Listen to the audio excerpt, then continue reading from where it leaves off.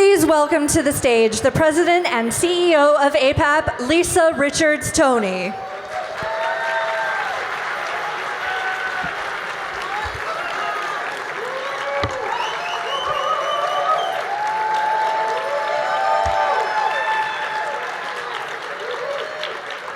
Thank you. What a nice introduction. I'm going to appear before you all every day. Thank you. I'm so happy to be here. It's a pleasure to see all of you. Welcome. Welcome to APAP 2023. We are so, can you say it with me? So happy to be back, right? Yes. And tonight's event is only the beginning. I want to start by saying how honored I am to be your president and CEO, and I thank you for putting the trust in me to lead you. I hope that tonight and the entire time that we're together, that you see the work that all of you, with all of us, are doing to lead and fuel this performing arts industry. As we get started tonight, I have to note that the indelible impact of our work, it has a cultural, social, and economic impact in small cities, mid-sized cities, and large, and in particular, New York City, right? Hello, New York, we're back. Our impact as performing arts professionals on this city alone cannot be underestimated. And it has been demonstrated by a lot of people, many of you. One in particular we have tonight joining us, and he's a special guest. Please join me in welcoming to the stage Majority Leader Chuck Schumer of New York.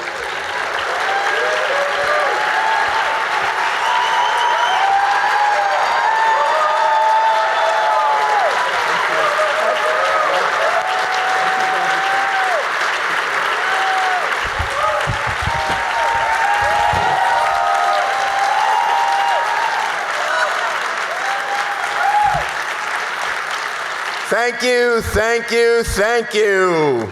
It is so great to be here with everybody. It's good to be together again in person after 3 long years. So, to everyone traveling from out of town, across America and across the globe, welcome back to New York City. We love you. And it's so fitting that we're gathered just blocks from Broadway, the beating heart of the American performing arts industry and community. So this is a great, great gathering. It's so great to see all of you.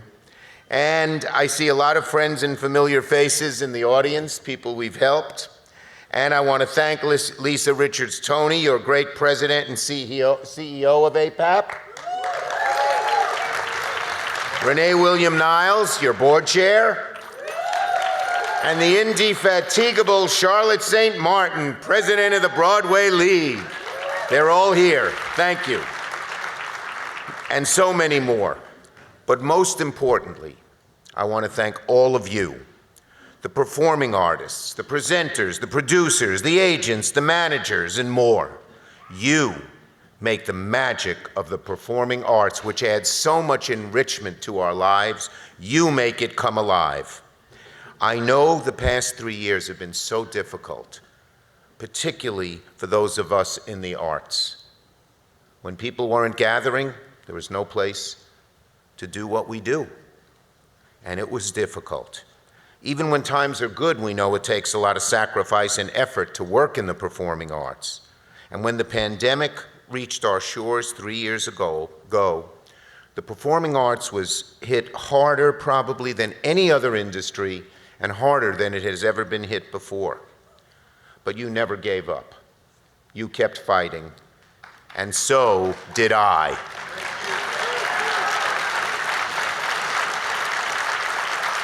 We knew that entertainment venues were the first places to close and some of the last to open. I saw it not just here on Broadway, but throughout New York City and New York State.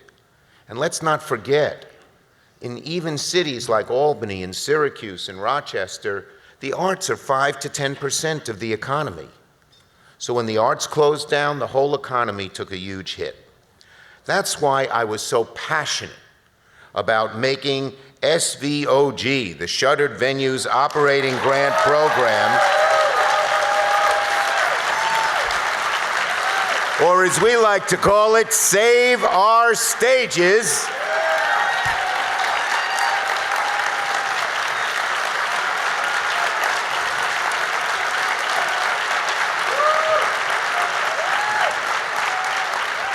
I made this one of my very highest priorities, fighting for COVID relief.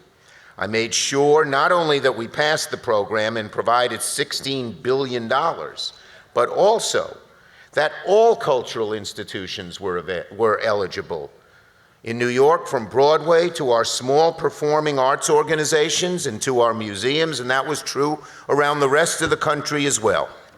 Save Our Stages provided billions of dollars to tens of thousands of theaters and music venues, jazz and comedy clubs, and more in New York and across the country.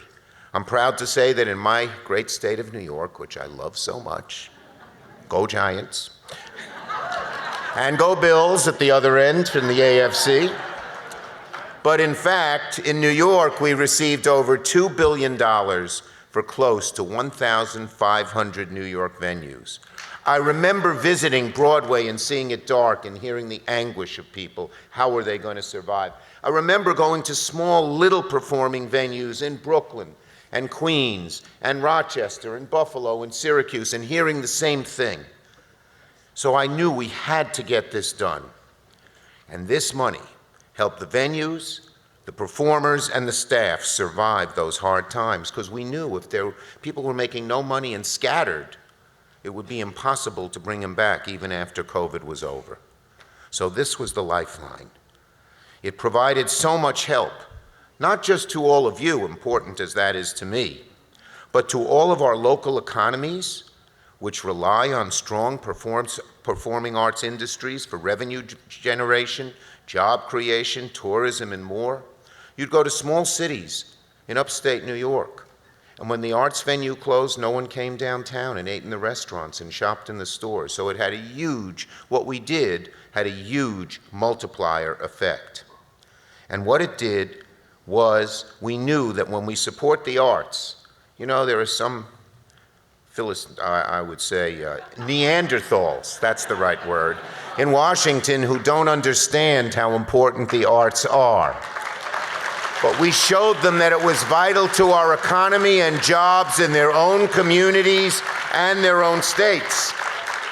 More money for restaurants and hotel operators and taxi drivers and other vendors. So what we know, when the arts are strong, our economy grows stronger too. I fought tooth and nail for this, not just for economic reasons, although that was so important.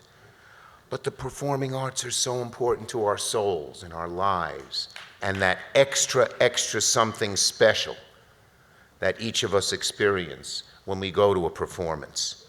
Vital. America can't exist without the performing arts, and the performing arts cannot exist without you. Because of your hard work, millions of Americans come together and enjoy the wonders of music and theater and comedy and so much more. We all saw what a world without the performing arts looked like. Duller, darker, and in need of inspiration. Because we stuck together. We stuck together. The arts are coming back. So I want to thank all of you. This didn't just happen because of me and a bunch of other legislators. It happened because of you. You wrote and you called and you lobbied and you talked to your friends and your families. And there was a nationwide movement to pass Save Our Stages. And it was bipartisan, which was great. Save Our Stages wouldn't have been possible without all of you. Thank you for making your voices heard. Give yourselves a round of applause for what you did to save the arts.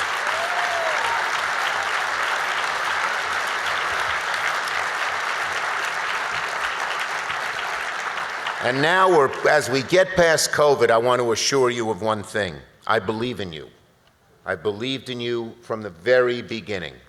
And you will always, always, always, no matter what else comes our way, good and bad, you will always have a friend in Chuck Schumer, the Majority Leader of the United States Senate of America. Thank you. God bless you. Keep working, keep performing, keep America becoming a better and better place. I love you. Thank you.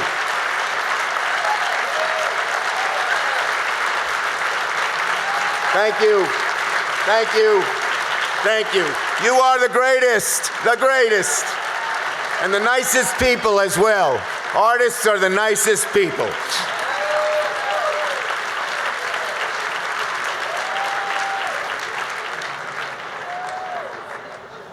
Please welcome Christopher Cowie Morgan, co-chair of the APAP NYC 2023 Conference Committee.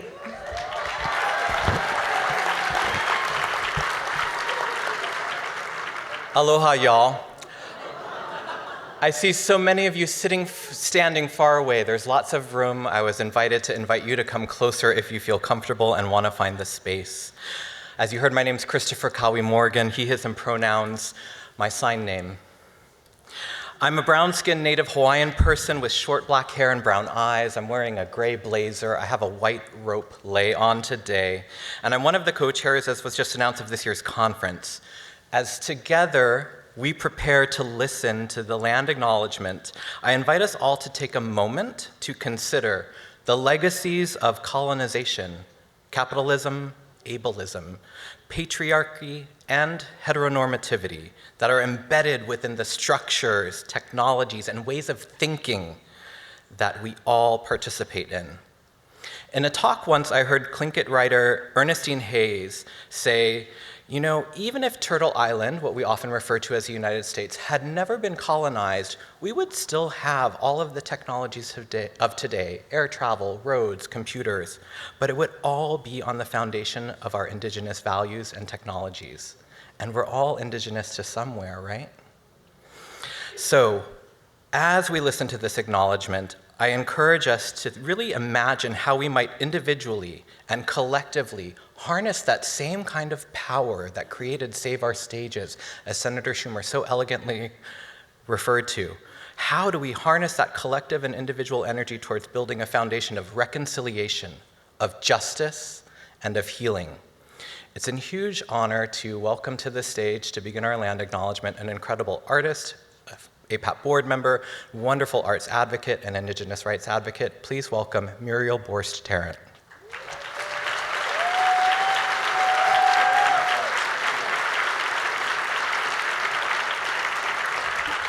Nuwede, thank you very much for today and for having me do this. It's my honor and my pleasure. I would just like to say, I would like to thank the APAP board because I had the privilege of serving on this board for 3 years, and they were very supportive through many hardships of my family, and they have been support for many hardships for my community. The last time I was here on this stage, I was here with my husband, Kevin Tarrant, who died of COVID the following year. I just wanted to say that to remind everybody that we are still in the middle of this crisis, and it's still striking communities as we speak. And the Native American community has been deeply hit with this virus. We have hope, as we always did. The other thing I would like to say is that APAP, along with myself and many board members, have worked tirelessly on how to do a land acknowledgement, and what does that mean to us? And how do you do a land acknowledgement? I am a Native woman, as you know. I come from the Kuna and Rappahannock nations. I have the great honor to have permission to speak in my community, but also know that the land acknowledgements are really for non-Native people to say, to acknowledge that they are on someone else's land base. We are very aware of thank you. We're very aware of the land base that we are on as Native peoples. but it is up to the communities of theater to understand that land acknowledgement is, yes, it's important, but other things are also needed in the Native arts community, such as programming, such as being in the seasons, and to also have a face on our boards, and also to be on faces on staffs with institutions and non-Native organizations.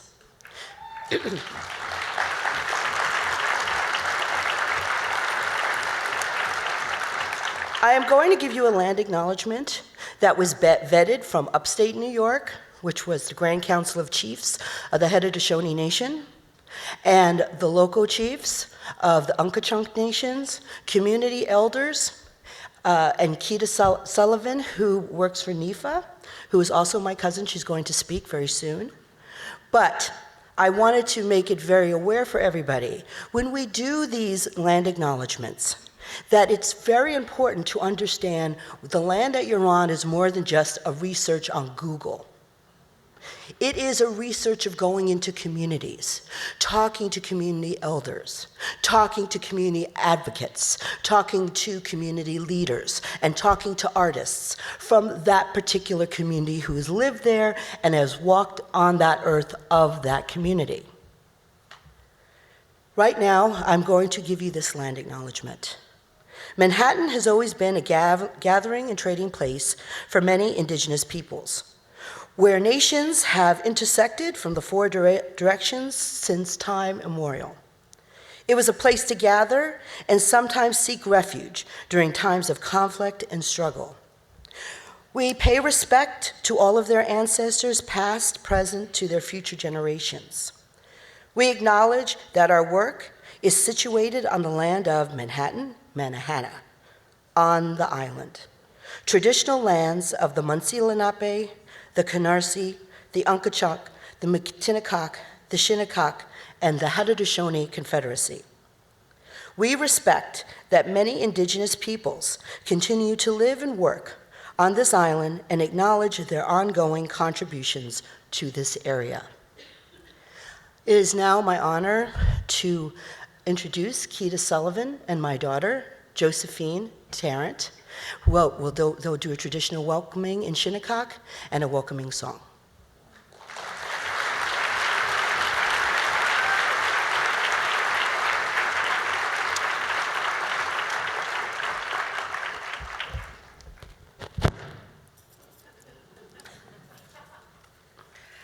For accessibility purposes, I am a middle-aged, light-skinned Native and Black woman rocking my cousin's Landback Butter t-shirt. I'm going to read you first in Shinnecock, and then I will translate for those who don't speak the original language of this land. Masakit manidu, guntonkusaman kumisaman wahonwak, ikuwonkoman musinunak wupirush. Kutonkusaman kamisaman wontamawak ikuha takwa tamawak. Kutonkusaman kamisaman mikikawak I sayakatawankash kusankuhuaman. Kutonkusaman kamisaman wontamwan tamawak I kuchotamaman wachuksawak. Kutonkusaman kamisanawipanwami pamokik. I kakasunaki katapata mayaman. I masakit manadu katapata mayaman ho. Akwe nidombak. Wigan kwatwa da wuri wuski katumwa. Nuaya puyanyotayo kisk kita Sullivan nuisawak. Nupishtuiut manadu nuisawak. Machik taputup nusha shayuwankash. Mantakat tashinakak nuchapayo wankash numisuwa wank. Shamat natap Massachusetts Wampanakak ta nipmakak tasotamo wankanash. Kutapa woyamo wakum wankansh wuchi mantakatanak ta shinakanak. Wikwoman nikuyan kumawa wamin Linapikuk, Munsikuk, Matunikuk, Unkachakuk, Mantukuk tuk, Shinakakakish. We call Tomok, Kohaku Wonk Yotai, Nikonaj, Mochiak Putukuk, Iki Kuoma Shanana Wihiti, Tapadne, Kupatamoyaman Wichi Piyonkwak. In English. Great Spirit, we pray you give us the knowledge to embrace people's differences. We pray you give us the wisdom to forgive. We pray that you grant us the strength to overcome difficulties. We pray you give us the courage to want unity. We pray you give us the calm of peace in all the world. To Mother Earth, we give thanks. To the Creator, we give thanks. Oh. I see you, friends. Good afternoon and Happy New Year. I'm happy to be here today. My name is Kita Sullivan, but my spirit name is Napish Tuliud, also Soaring Waters. My clans are Turtle and Whale. I live in Boston on Massachusetts, Wampanoag, and Nipmuc territories. I bring you greetings from the Montaukett and Shinnecock tribes. Welcome to our lands. We gather on Lenape, Munsee, Matinecock, Unkachuk, Montaukett, Shinnecock lands. Enjoy yourselves on our land. When you leave, return to your homes in safety. Thank you. Thank you for coming. Aho.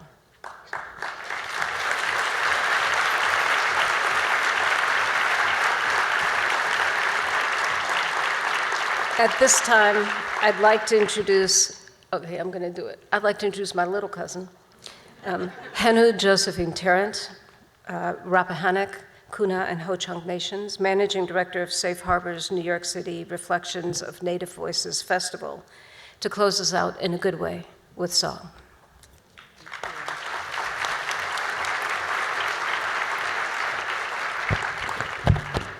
Hello.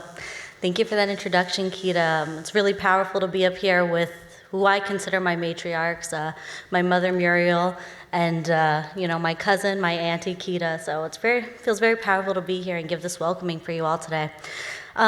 Excuse me. As Kita said, my name is Henu Josephine Tarrant, and I am Rappahannock, Ho-Chunk, and Kuna. And today I'm just going to sing a welcoming song for you guys. It's in the Ho-Chunk language. And this song is my version of the Sunrise Song, which is sung by the Zuni people. And my late father, Kevin Tarrant, was a songkeeper. And one of the songs that he used to sing was the Zuni Sunrise Song, which was gifted to him by Chester Mahoney of the Zuni. Once my father passed away, I was asked to sing the Sunrise Song, and I thought, this song wasn't given to me. And this was a song that I wrote, which is my version, and the Ho-Chunk words mean, red sun, thank you, yellow sun, thank you. And it's a welcoming, and something that you sing in the beginning of something. So I think this is a good welcoming to set everyone off on a right foot for this conference, to go in with a good mind. And this was written with Sonny Moreno of Eulalie, and so I'm really honored to present this for you all today. Hey ya, hey ya, hey ya, hey ya, hey ya, hey ya, hey ya, hey ya, hey ya, hey ya, hey ya. Zihapwi waini ginop shono, shuchapwi waini ginop shono, hey ya, hey yo. Hey ya, hey ya, hey ya, hey ya, hey yo. Hey ya, hey ya, hey ya, hey ya, hey yo. Hey ya, hey yo. Zihapwi waini ginop shono, shuchapwi waini ginop shono, hey ya, hey yo. way ya hey, ya hey ya hey yo, way ya hey ya way ya hey ya hey yo, hey ya hey yo.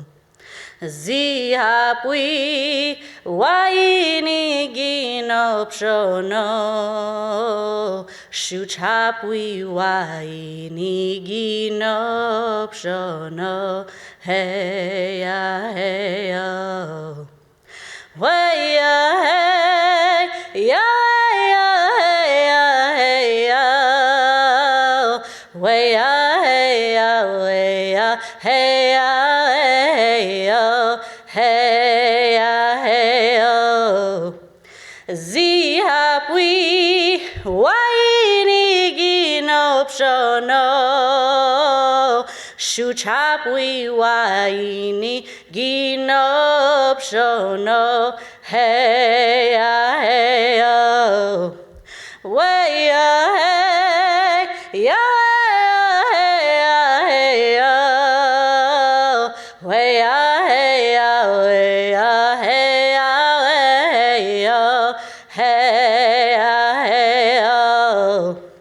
Zihapwi waini ginop shono, shuchapwi waini ginop shono, hey ya hey yo. Thank you.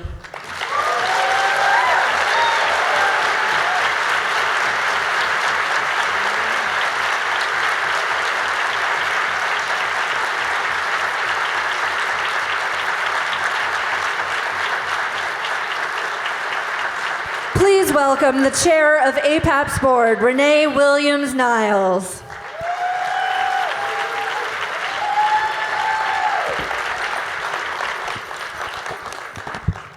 And that is one of the many reasons why we are here in person together. So thank you. I've actually been the board chair for a couple of years, but you wouldn't have known that, except for right now. I do want to first say thank you to Christopher, Muriel, Quinta, and Josephine for that incredibly beautiful and powerful gift that you have given each and every one of us, as well as the reminder of our shared responsibility in our work together. So thank you. I want to do one quick thing. It's really important. For those of you that are standing in the back, if I can invite some of you to come forward. There are a few seats sprinkled throughout. Now, if you're trying to reach your stand goal, I completely understand that. I am as well. Don't be surprised if I start doing steps in front of you, but we did want to let you know that there are a few seats still here right in front. So I attended my first APAP, I think, in 1995. So I believe it is appropriate for me to say welcome to APAP NYC 2023. So thank you all.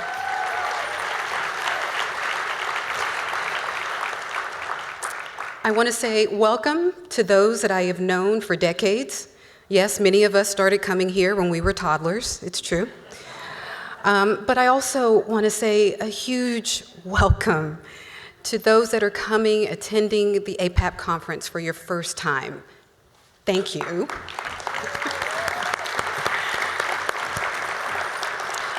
I believe we have something like 37%, so over a third of us are here for the conference for the first time, but not necessarily new to our field or to the arts, but wanting to come and be part of this experience as well.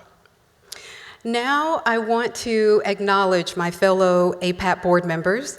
Many all are here with us. If I can ask fellow board members, APAP board members, please stand. Yes. Woo.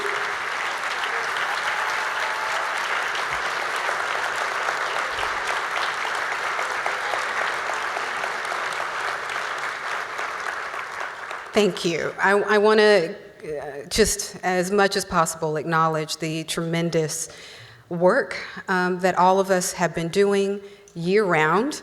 APAP is amazing conference, but that is one of many programs, certainly, that we offer.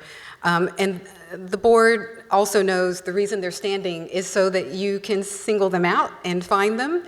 If you have any questions, insights, this is where I'm going to sound like a marketing person. Please fill out the surveys as well. We welcome that feedback. So it took a significant amount of work to get us all here today. So I also want to say thank you to the APAP staff. So thank you.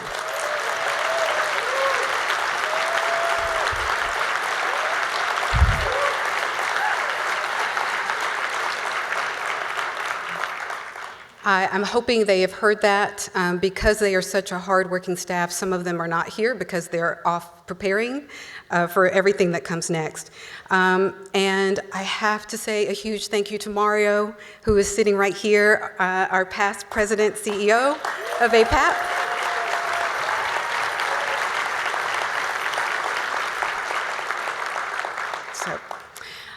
Lastly, I just want to acknowledge the fact that we are all in this work and in this field around providing communal, live, in-person experiences.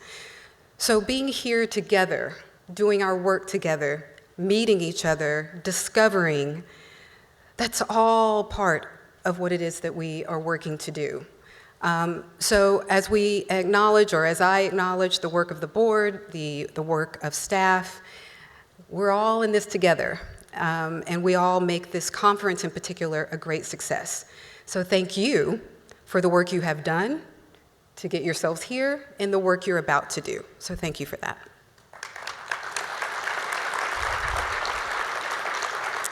And now, returning to the stage with more pearls of wisdom is our APAP President and CEO, Lisa Richards Toney.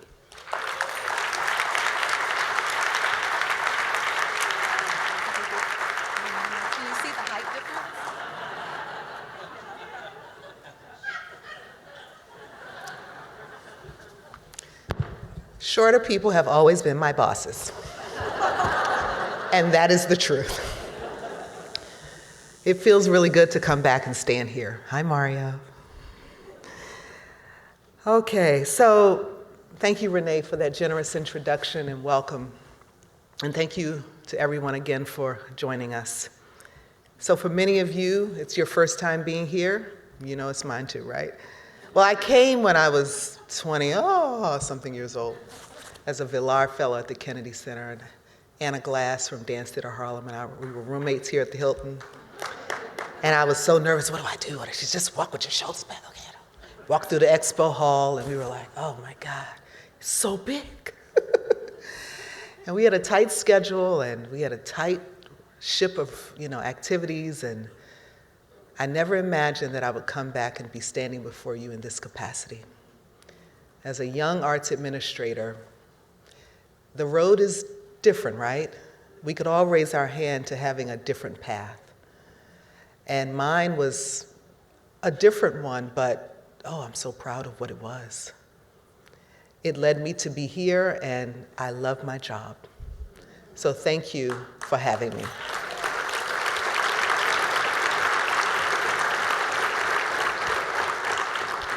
I love my job because I'm like a little in awe all the time.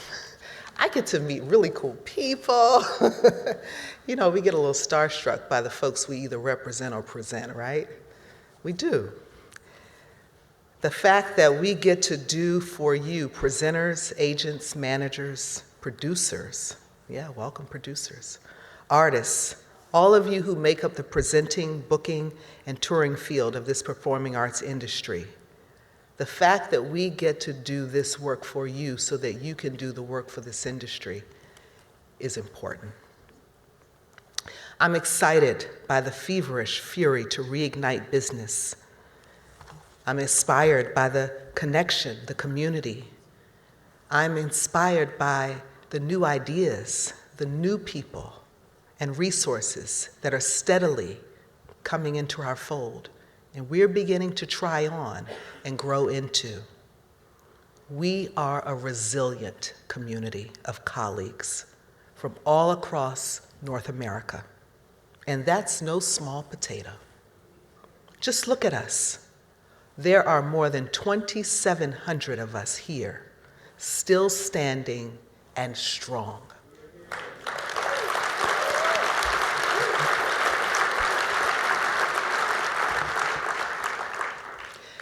As your membership organization, we at APAP take pride in hosting this annual event. After all, it is the largest presenting, booking, and touring industry conference aimed at ensuring that professionals in the performing arts who bring live performances to diverse audiences in concert halls, theaters and playhouses, studios, university auditoriums, festival stages, everywhere, have the resources and networks to do their jobs well and to fulfill the passions that we all have of supporting artists and art making. Thank you to our longtime members for sticking with us. And for those of you who are new, we welcome you and we thank you. As Renae said, none of this has been easy. In fact, it's been downright hard. But I do believe that anything worth having is worth fighting for, right? And that sentiment is shared by the APAP staff, who you'll get to meet throughout the conference, and our board of directors. I offer my gratitude to each of you for your dedication and support. And to our sponsors, thank you. Thank you for your loyalty to the APAP brand. And it has been our pleasure to have the opportunity to help you leverage yours. Please join me in welcoming to the stage Noel Murhadi from Oakview Group, our opening plenary sponsor.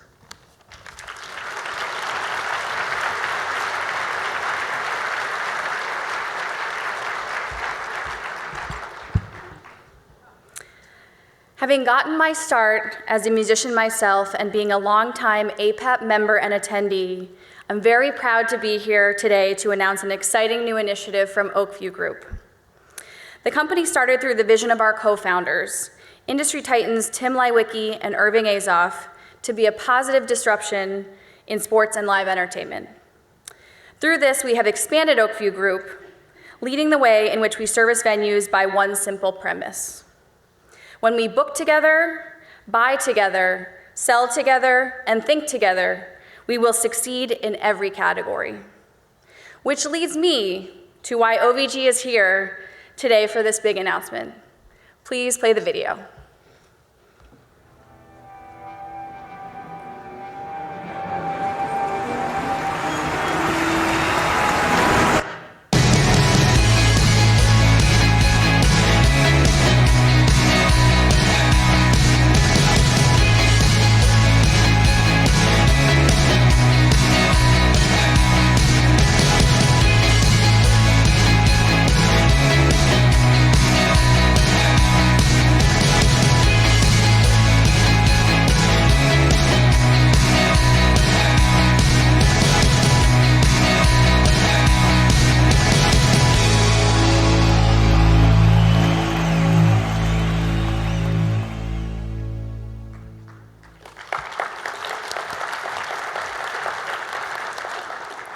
We're absolutely thrilled to launch what will be a game-changing program for our Theater and Performing Arts Center community here at the premier conference of the season, APAP.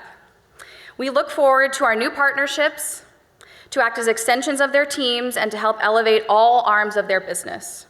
At this time, I would welcome all of our inaugural members in attendance today to stand and be recognized. Or if you're along the back.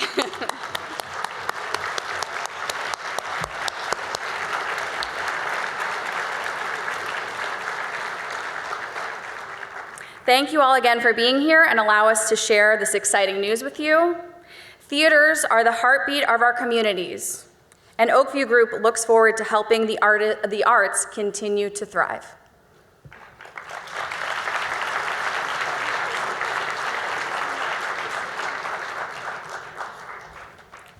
Thank you, Noel, and thank you to Oakview.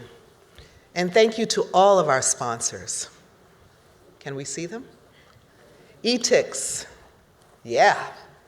IMG Artists, Opus 3 Artists, Oakview Group, Audience View, Pacifica Artists Network, Folk Alliance International, International Arts Manager Magazine, the Mayor's Office of Media and Entertainment. Thank you.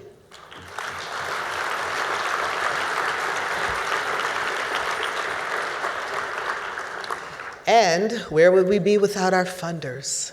Oh, thank you. We can get more into that. The generosity of our funders has been remarkable.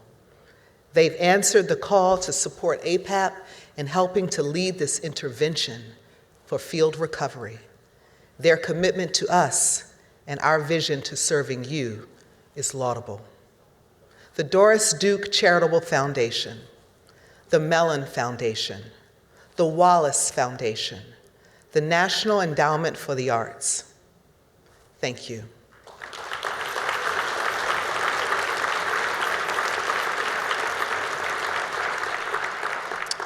And so now we're going to go a little bit closer to where we are. Where are we? New York City. We need the music, right? All right, cue the music. Everybody knows it.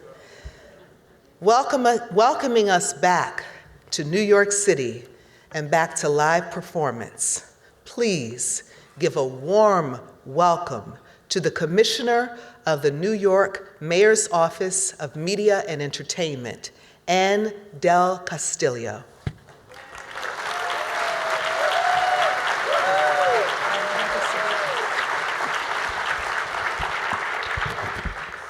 Good evening. It's really wonderful to be here. I want to start off by thanking a few people. Of course, Senator Chuck Schumer, who, I don't know that we would have made the recovery that we did in New York City without him and his efforts around Save Our Stages. He's not here, but I at least want to thank him for his ardent support of, he left. I want to at least thank him for his ardent support of New York City's performing arts community. I also want to thank Renae Williams-Niles and the entire APAP board for their commitment to supporting APAP, and Lisa Richards-Toney, and of course the entire team at APAP for their efforts to continue to do the conference here in New York City. I also am pleased to be sharing the stage with Charlotte St. Martin and want to congratulate her on Broadway's triumphant return. Yes, please. And soon you'll be hearing also from Brian Stokes Mitchell, and I just want to thank him for his incredible artistry and advocacy, which was really, we really worked quite a bit together during the pandemic. I also want to acknowledge Jenny Thomas, who is our fierce and founding partner of Jan Arts NYC, and Krista Bradley, whose standout programming is a model of collaboration and inclusion. Yes. We're really delighted that this year there's going to be about 20 participants in our Roundabout Theatrical Workforce Development Program, 20 fellows who will be joining APAP members for the MLK Day of Service on Monday. It's a Mentor for a Moment, and it's a networking event connecting students and pre-professional arts workers with career arts professionals from across the country.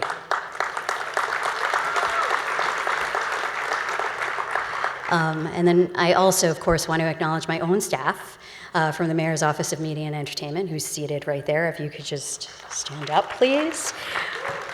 You got to show them who you are.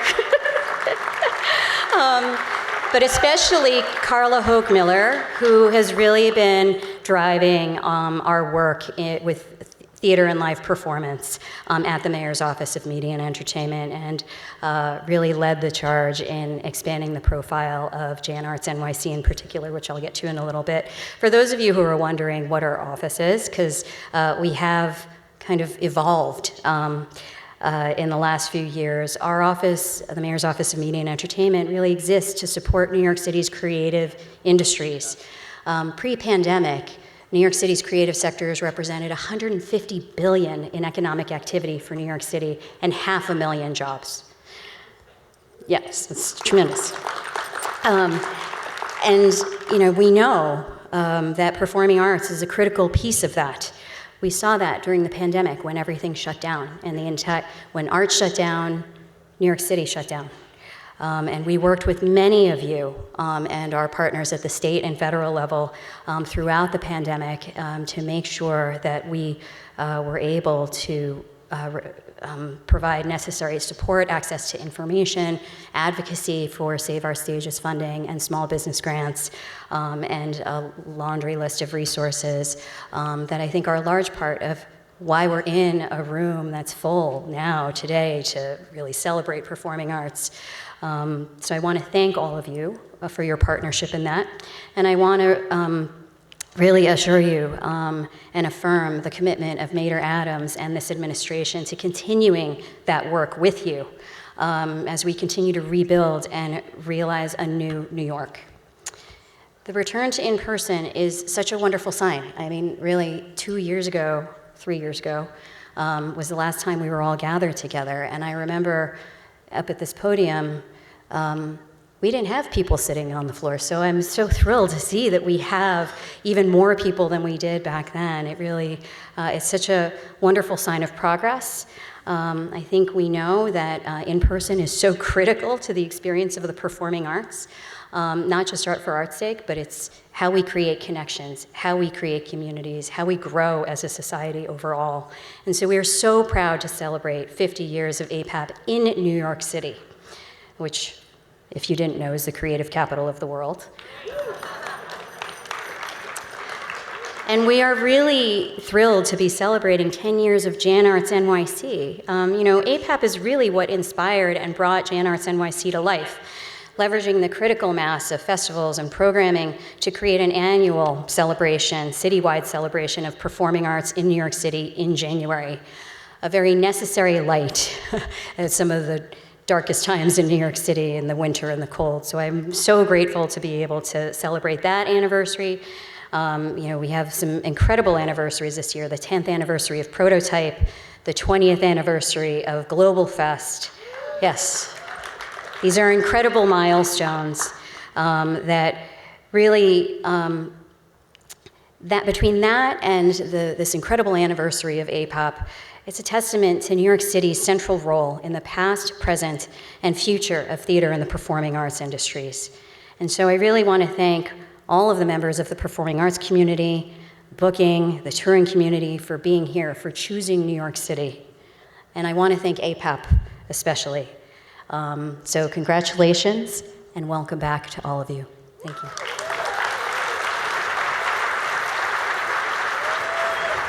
Please welcome conference co-chairs Andrea Cuevas, Christopher Cowie Morgan, Diana Tan, and Todd Wetzel.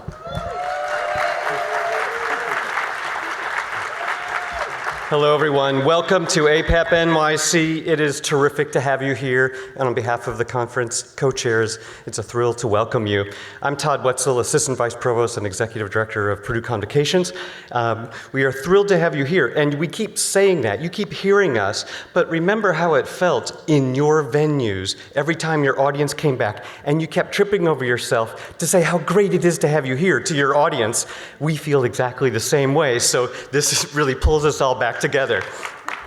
Okay, your conference committee has been working all year to put together this conference for you. They've been working with the APAP program and conference committee, and we have colleagues all across the country who served on this conference committee, and they were here to represent you. And so everything about this conference and its programs has been a result of the feedback of the field. And so we're so proud of that the whole performing arts ecosystem was represented in the plan.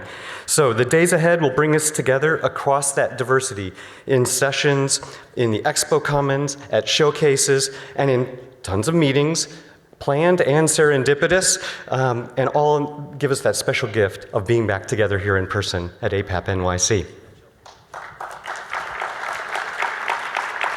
Hi. I'm Andrea Cuevas, Director of Marketing and Communications at Hartford Stage, a conference co-chair, and I'm honored to be here and excited to experience every bit of the conference that's to come, including those serendipitous moments. Now that we're finally together again, we want to give an extra special welcome to our new attendees. So if you have been to APAP in New York at the Hilton before, if you're a returning member, raise your hand. If you've been here before, awesome. Now, reach out, see who's not raising their hand, and invite them in. Say hello, and keep saying hello to them for the next 4 days. One thought that has been relevant to me, so make sure you say hello afterwards too. One thought that has been relevant to me in planning the return to live conference is that every single one of us, at every age, every stage, every phase of our careers, has something to teach and something to learn. So please remember to be a mentor and a mentee this week. Share and receive generously as you make your way through the busyness of this week.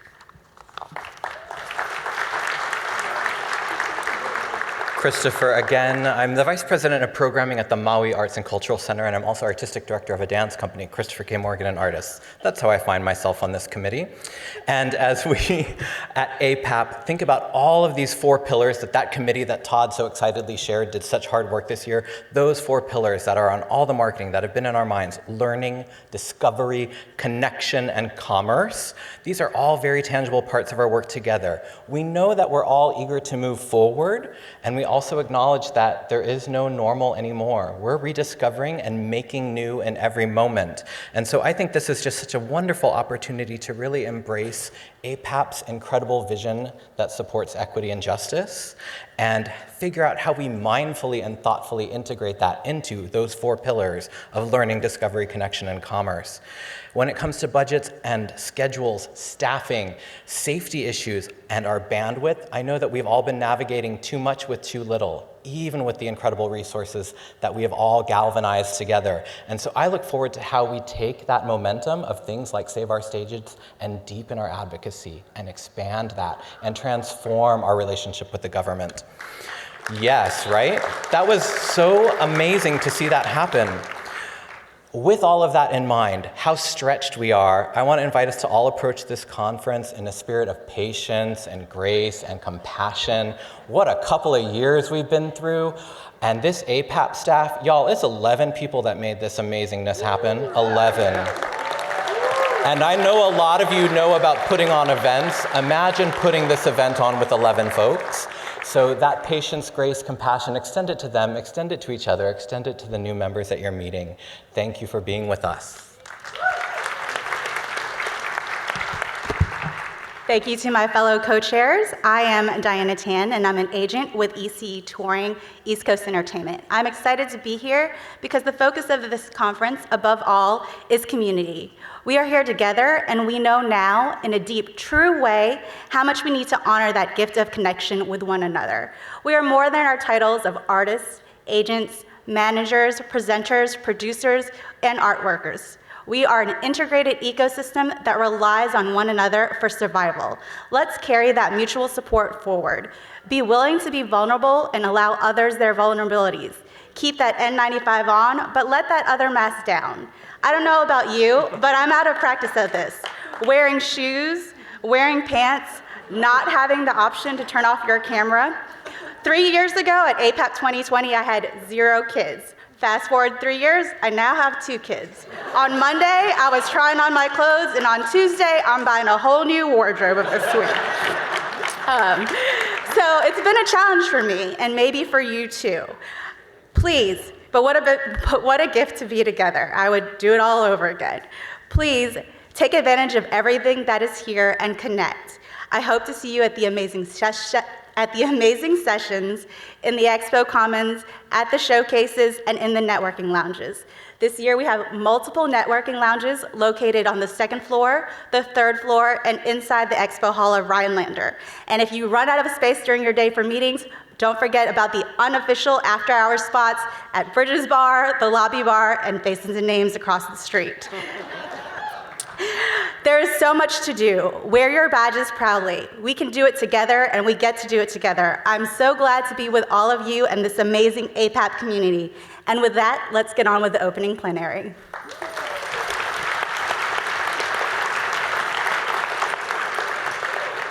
So next up, we're going to take a look at this incredible video. As you all know, there's been incredible advocacy work happening, and it yielded the Shuttered Venue Operators Grant Awards, the Save Our Stages Act. And so we're really pleased and honored to have this, which includes the incredible Amy Klobuchar. Hello to everyone attending the Association of Performing Arts Professionals 2023 Annual Members Conference. I'd like to thank your president and CEO, Lisa Richards Toney, for her leadership and for inviting me to share a few words. I'd also like to acknowledge the incredible leaders attending your conference, Dr. Maria Rosario Jackson, tremendous champion for the arts just out in Minnesota. The two of us spoke together at our arts school. And of course, I want to recognize my friend and colleague, Senate Majority Leader Chuck Schumer. Let's say that again, Senate Majority Leader, because he not only got reelected, but we added seats to the US Senate, who is such a passionate advocate for the performing arts in New York and across the country. The work that all of you do is so critical because we all remember what it was like back in the early days of the pandemic.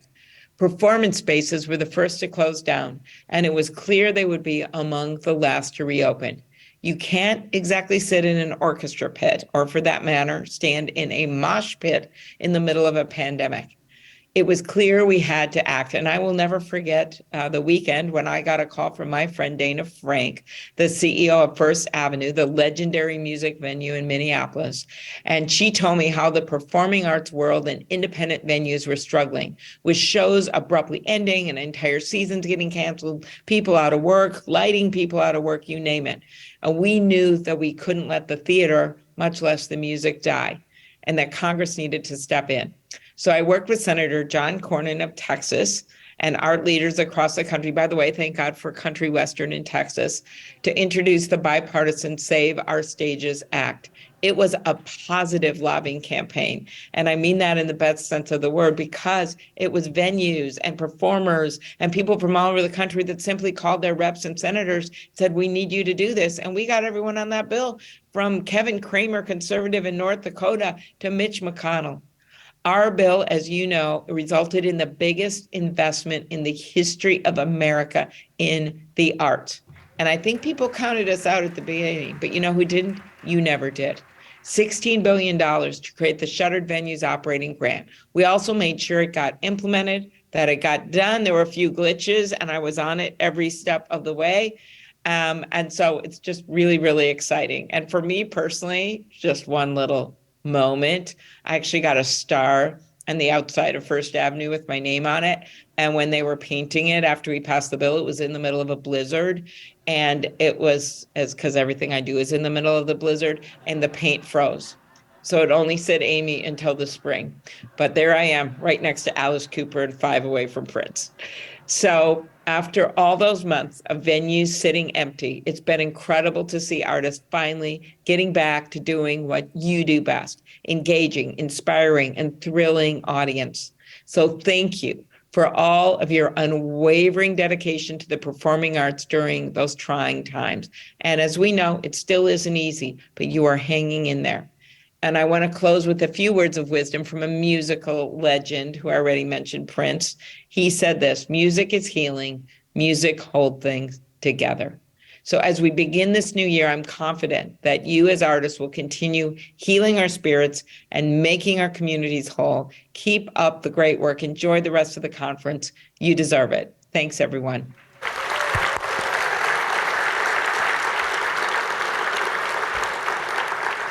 Thank you, Senator Klobuchar. Thank you for your remarks.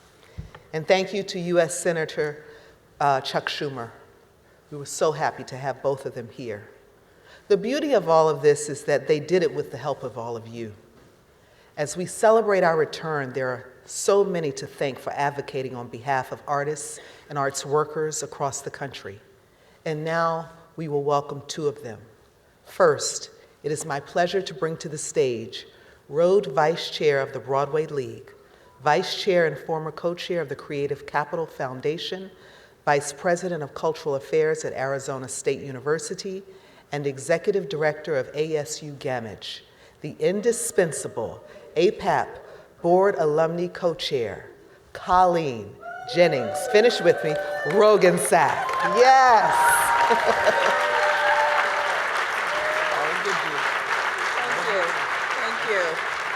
Thank you. We are brave enough. We are brave enough. We are brave enough. For the past 3 years, learning and unlearning, to cope, to care, to be inclusive, to partner, to do what we do differently. We are brave enough. And we depend upon our leaders to model those traits. Charlotte St. Martin is president of the Broadway League. She is such a leader. Since 2006, she has led the Broadway League, a trade association representing commercial theater around the world.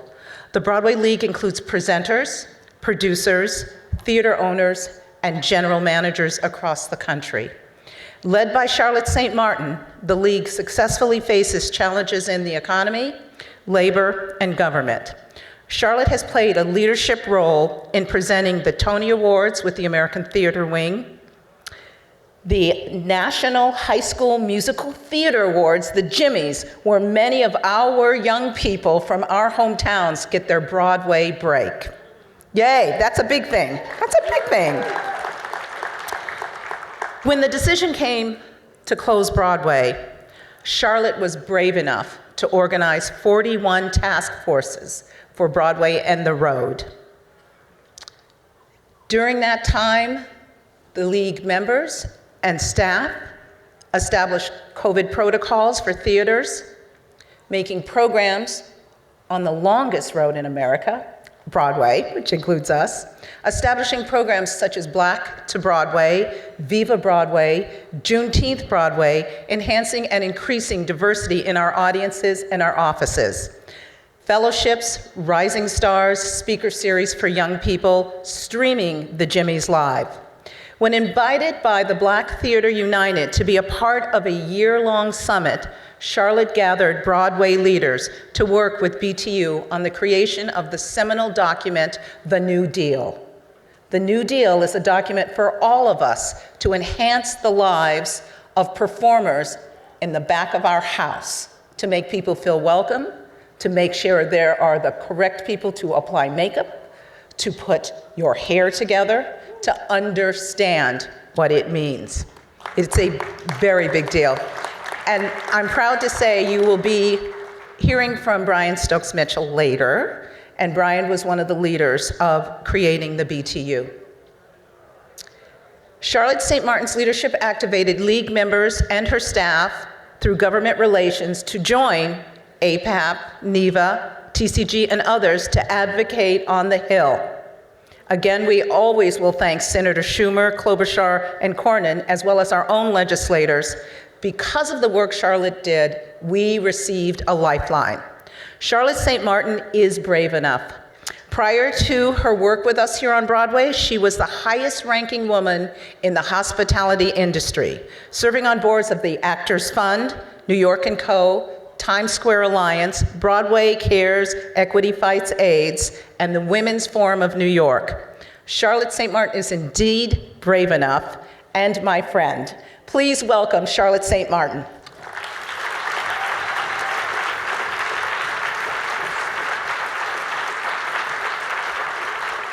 Is Colleen not a force of nature? My goodness, she's something else. Good afternoon.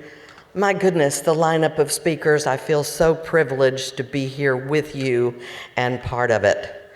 And I have to call out Senator Schumer. Without his leadership, and obviously Senator Klobuchar, they pulled together over 100 bipartisan leaders of that bill to make this happen. And so many people don't understand what SVOG was.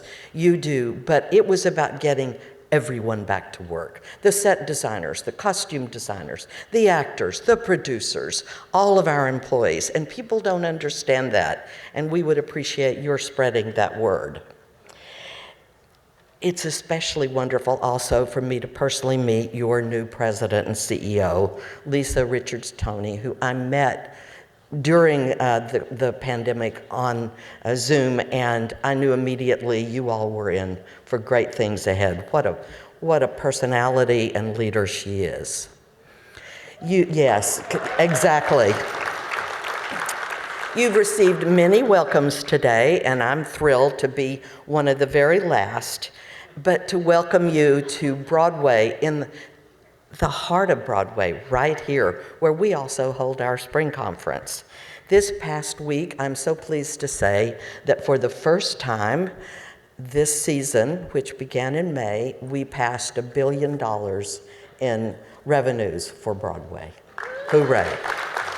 And so far, we've had 22 new shows open through December 31st, and we already have 16 more that have announced, and I think there's more to come.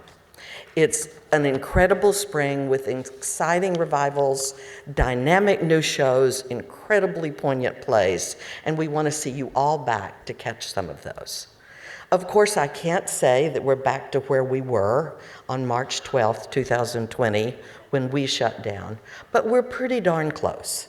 We're at 85 to 88% of where we were, and we're very fortunate that domestic tourism has definitely helped overcome the loss of all of the international travelers. But the international travelers were 14 to 20% of our audience. So we believe we'll have them back by 2025, according to all of the research from NYC and Co., and we look forward to having that. And that is, of course, that our nasty visitor called COVID doesn't wreak havoc on us once again. And we're confident we'll get a handle on that. We are pleased that for the last 5 years, Broadway has had more shows that have opened with the themes that the cast, the crew, that represent more our society. And we believe that in the long run, it will enhance attendance and our business model. When the reckoning occurred in the spring of 2020, the Broadway League had over 19 initiatives, some of which Colleen just outlined, and now there are even more because we have complete agreement that we must change. Our board is now over 20% BIPOC membership, and we're working on enhancing that membership with new levels of membership so that we can continue to grow that. Many of you are aware of the Black Theater United New Deal that Colleen just spoke about, so I won't say anything any further about it because she gave you a good idea, but we had 10 members of that summit, and they are committed to driving everything forward. And Colleen also mentioned that we co-produce the Tonys, and I want to tell you that my partner at the Tonys and I have been working for a good 7 or 8 years to completely change the nominators and the way we're getting our shows nominated to the show, and we have over 55% of our nominators now are BIPOC. And yes, isn't that terrific?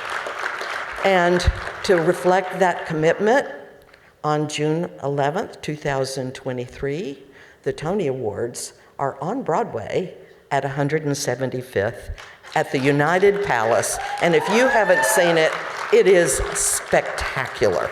I'm looking forward to working with my colleague, Andel Castillo, at the mayor's office to help make it the best possible experience that we could have, because we are in the Heights, so it's just appropriate. Colleen also mentioned the Jimmy Awards, and we do produce those, and I'm so proud of what they have become. As you may not know, over 140,000 kids competed last year in 1,700 schools, your schools from around the country, to send 92 students to New York to train with the best trainers, acting coaches, dancers. And they walk out of here with 20 scholarships. Of course, that's important. But new people, I mean, they're really, I had one of the winners last year said, I sent you my daughter who was a young lady, a young girl, and now she's a young woman, and she's ready for Broadway. I'm proud that we've given out over $5 million in scholarships year to date, and we're going to continue to do that. And what's even so exciting is we have over 20 former Jimmy's alum performing on Broadway right now or on the road. And thank you for your amazingly talented people. Now, I could talk about Broadway all day, but you've been here sitting for a while, so I get to introduce the treat that's coming up. It is my pleasure to introduce Brian Stokes Mitchell. He has been dubbed by the New York Times as the last leading man. And we like to claim him as a Broadway fella. He is a Tony Award-winning actor, but he also is in film, television, music. He does concerts around the world. He's an author. He's a leader. He is a leader for theater and for our community. I'm sure you probably know that Stokes has been chair of what was the Actors Fund and is now the Entertainment Community Fund for, I think, 15 years, Brian, or Stokes. 20, oh my gosh, for 20 years. And they're embarking on the largest capital campaign ever. And this organization gave more support to more people in more jobs around this country than ever in the history. So let me just say, he's a star, he's our star, he's your star.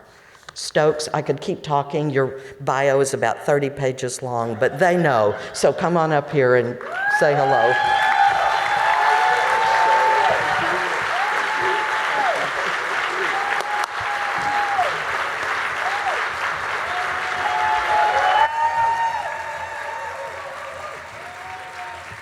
Thank you, everybody. Good evening. I am so happy to be here. Charlotte, thank you for all those beautiful words. Thank you, by the way, to you and the Broadway League for all of the work you've done. Charlotte and the Broadway League have been working tirelessly with BTU and so many other organizations to make sure that the theater in Broadway is more equitable. And you're putting in the work, and you are there every second of the moment. And I so deeply appreciate you and everything that you have done. So thank you for that. So, hey. Hello. I'm so happy to see everybody here. I see so many friendly faces here as well. This is my first APAP ever. Yeah, you too? Great. Yeah, I've been invited on numerous occasions, but unfortunately or fortunately, I've always been working, so I've never been able to be here. So it's nice to be kind of here at this one, which feels like a resurrection and a reforming of everything, because this is a really, I think, important time for all of us. I think we all, civilians, I like to call them, those who don't do what we do, I think started really understanding the importance of art and the importance of artists in their lives. And I don't know about you all, but it kept me sane during this whole pandemic and all the craziness that we've been through, binge watching my favorite shows, watching Seth Rudetsky online and all of the, people with stars in the house and, that kept our community together. Just a very quick lesson that I learned, or actually relearned, during this whole pandemic while all this was going on. As you all know, I was singing out my window during the pandemic, and yeah, thank you. Thank you. But what happened is a while into doing it, maybe 5-6 days, I started feeling like I don't feel like I should do this anymore, because the crowd started getting bigger and bigger and bigger. My apartment is 5 floors above Broadway, and sometimes on the weekends there would be like 1,000 people there. And I was starting to think, you know what, we're supposed to do this because we're giving gratitude to all the essential workers. And I was feeling like, I got to stop, because it feels like now people are coming to hear me perform, and I didn't want this to be a performance. So I decided, okay, I'm going to stop singing. This was maybe after about doing this for 6 days. And then I was walking into a market that's half a block away from me, and I feel a tap on my shoulder, and I turn around, and there's somebody that I never met before, a gentleman, and he said, Mr. Mitchell, you don't know me, I'm your neighbor, I live across the street. And he started getting emotional as he was speaking. And he said, I just wanted to stop and say thank you. I come out every night to clap for all of the essential workers. My wife comes out, my 2 sons come out. We come out to clap for all the essential workers, but we also come out to hear you sing. It's the one time in the day that I feel joy. And I was kind of overwhelmed by that comment because I think as a performer, and I think all of us, I'm speaking to all of us in the room as non-civilians, sometimes we forget the impact of what we do, and it's what we do together.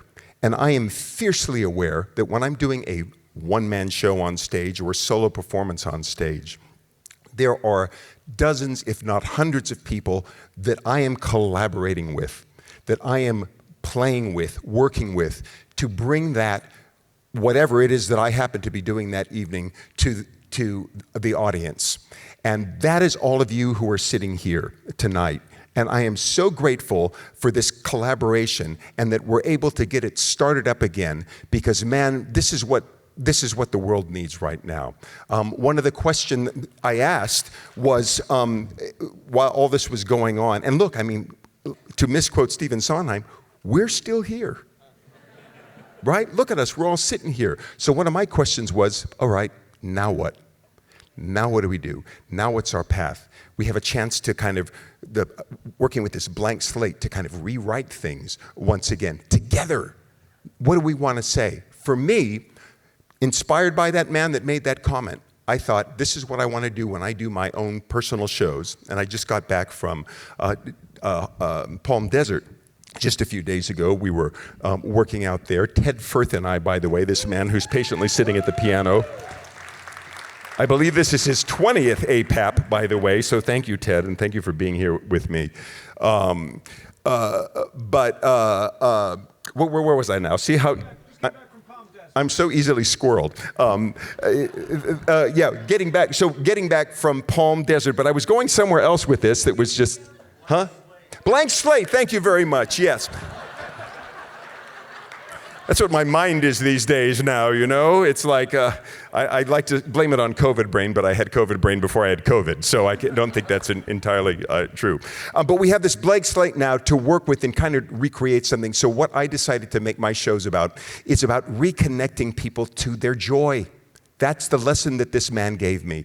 And again, I'm fiercely aware that when I'm doing that, I'm doing it with all of you. So thank you for being a part, those of you that are here that have been a part of that collaboration already. So I'm going to sing a song for you that I sing in my show. One of the things that I've been doing, I talk about kind of my own battle with COVID, because I also want to acknowledge the elephant that is in the room, which is this crazy time that we have been together. And I also like to say that after the last pandemic of 1917, what did we have? The Roaring 20s. And people are ready to roar and relax and feel joy and do all of that again. And I want to kind of put a story together that allows us all to do that and go through that. So part of my story is I talk about my struggle with COVID and what that was like. And it was the worst thing that I ever had. The worst fever, worst chills, worth everything. My fever went up to like almost 105 degrees. And I got on the phone with my entertainment community fund doctor, and I said, hey, my fever is like 104.8. Shouldn't I be dead? And he said, well, 104.8, that's pretty high, but organ failure doesn't start until 105, 106, so I think you're okay. So he gave me, a kind of recipe on what to do to bring my fever down. That's as high as it went, and it kept going down and going down and going down after that. So, yes, that's good. Thank God. I'm still here. I'm very, very grateful for that. So, about 2 weeks after I got over it, the first thing I want to do is just get outside and go into nature. And I live kind of equidistant between Riverside Park and Central Park, and I know like every square inch of both of those parks. I live in those parks. And I thought I wanted to go my first day out to Riverside Park. And I remember it was spring, and I'd been locked up in my house already for almost a month.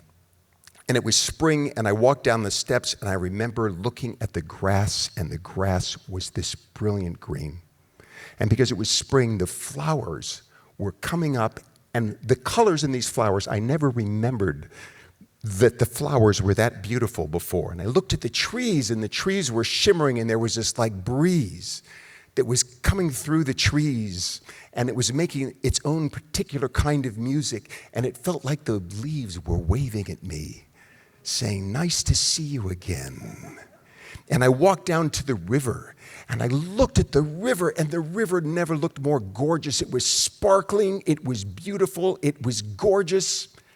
The Hudson River. I realized something's up, something is different. So in my show, that's part of the introduction that I make to the song I'm about to sing for you. And I say during the show that I'd like to dedicate this song to anybody that has been through COVID or any other life-threatening challenge and has come through the other side. But tonight, I would also like to include all of you, theater owners, producers, buyers, agents, managers, orchestras, all of the people that have been a part of this craziness and have just kept on keeping on. And I just can't tell you enough how grateful I am as a performer, as part of your team, as part of this collaboration, to be here tonight celebrating all of you. So I dedicate tonight this song to all of you.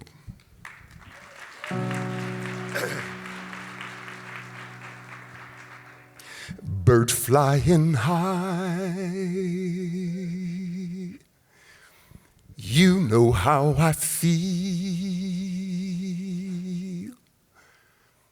Sun in the sky, you know how I feel. Breeze drifting by, you know how I feel. It's a new dawn, it's a new day, it's a new life for me. I'm feeling good.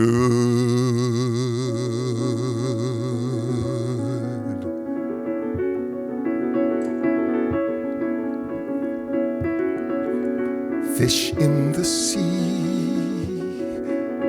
you know how I feel. River running free, you know how I feel. Blossom on the tree, you know how I feel. It's a new dawn, it's a new day, it's a new life for me.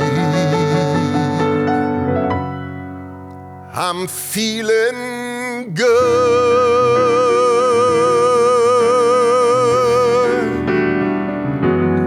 I'm feeling good.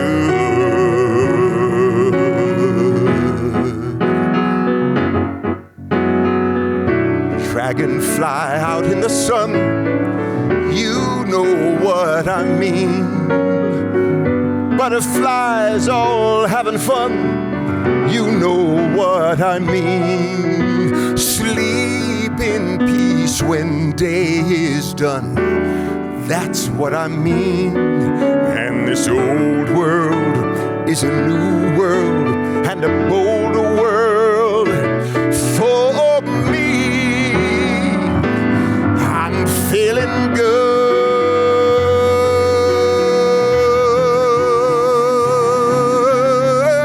Stars when you shine, you know how I feel. Scent of the pine, you know how I feel. Freedom is mine, I know how I feel. It's a new dawn, it's a new day, it's a new life for me. Feeling good,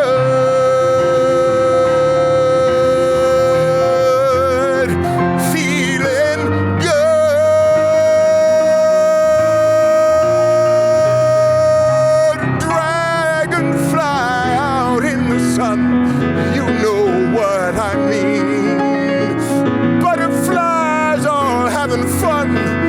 You know what I mean.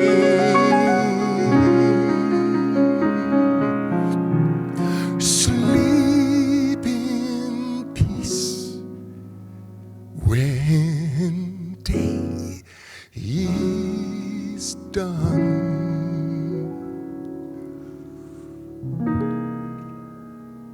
That's what I mean. And this old world is a new world, and a bold world for me. I'm feeling good. I'm feeling good.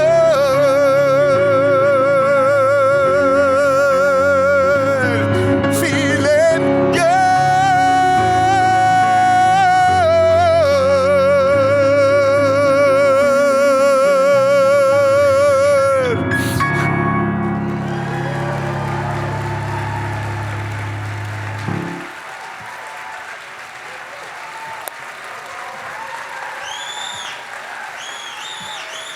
Mr. Ted Firth on piano. Thank you, Ted. Thank you, all of you. Have a great conference. Let's continue to light people up and give joy to the world. Thank you all. God bless.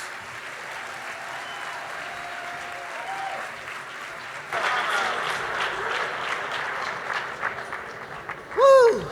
Are you feeling good? Yes. I know you're probably like, okay, I know we haven't been together in 3 years, but this is like 3 plenaries. Oh my God.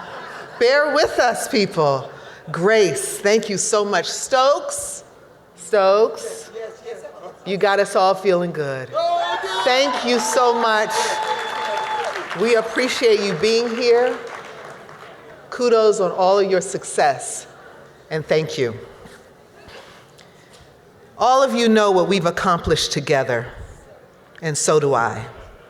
And I can't wait to see how this conference will help us to steady our momentum.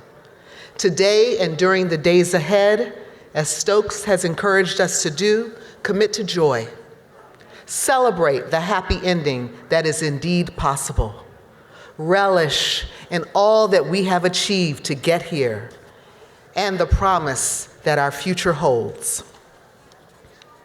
And in affirming that transformation, it's a process that's from within. We are once fearless in laying bare the trials of our past. It's a first step in a collective reset, a clearing that gives us the emotional space to fully embrace the possibilities of our future. There are a myriad of cultural traditions to help us get to this place of feeling good.